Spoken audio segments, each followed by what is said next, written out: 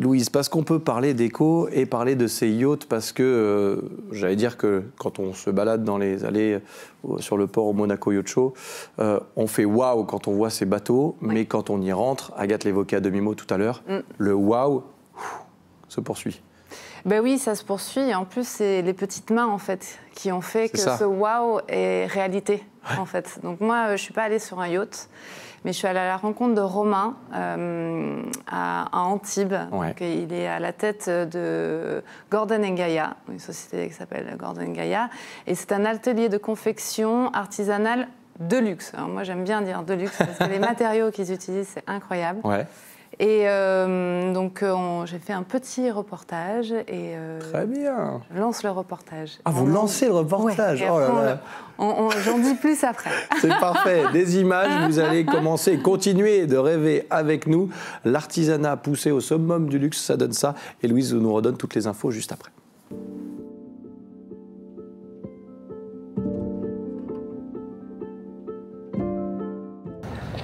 Bonjour, bienvenue. Merci.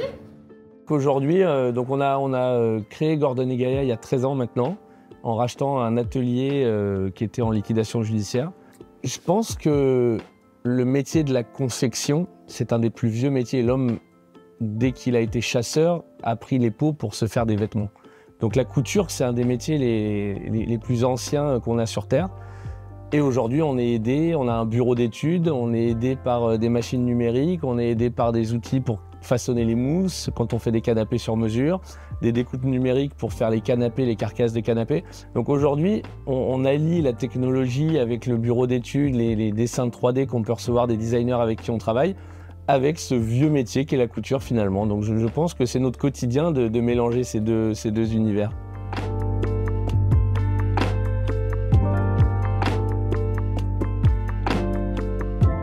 T'es dans des yachts incroyables qui valent des centaines de millions d'euros pour certains. Et aujourd'hui, la réalité, c'est que sans les petites mains, ces bateaux, ils n'existent pas. La somme de toutes ces petites mains, les chaudronniers, les soudeurs, les peintres, les électriciens, les selliers, les tapissiers, les menuisiers, tu mets tout le monde ensemble, c'est ça qui permet de faire ces objets aussi magnifiques. C'est valable pour les voitures de collection, c'est valable pour les villas. Mais aujourd'hui, sans l'artisanat, tu n'as pas ça. Et dans le monde où on parle d'intelligence artificielle, où on parle de numérique, c'est encore les petites mains qui sont indispensables à ça. Et c'est ce qui fait que moi, je me lève tous les matins. C'est cette passion pour l'artisanat, en fait. Et ça, c'est fabuleux.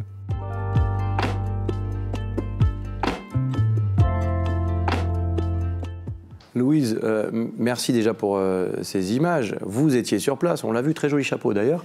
On ne se rend pas compte, mais vous allez pouvoir nous le raconter, du nombre de métiers qui font un métier finalement. Ça fait un métier, puis ça fait un atelier, et donc du coup ça crée un objet ou un canapé, enfin c'est fascinant. Mais eux, ils sont dans tous les secteurs, donc que ce soit dans l'habitat, mais aussi dans l'aéronautique. Et là, tout récemment, ils se sont mis dans le yachting, en fait. Et ils ont vraiment conquis ce monde du yachting. Donc moi, je suis très heureuse qu'il l'ait fait. Mais ils ont repris aussi un atelier dans le golfe de Saint-Tropez qui vient d'avoir 100 ans l'an dernier. Et en fait, du coup, grâce à ça, ils peuvent faire de la confection, mais vraiment du dessin, jusqu'à l'installation dans le yacht. Ils partent d'une feuille blanche pour arriver à du mobilier. Donc ils contrôlent tout, et aussi niveau temps, ils savent, ils peuvent dire aux clients, en fait, ça va prendre 2 semaines, 1 mois, et puis ça va pas être, Oui, bien sûr.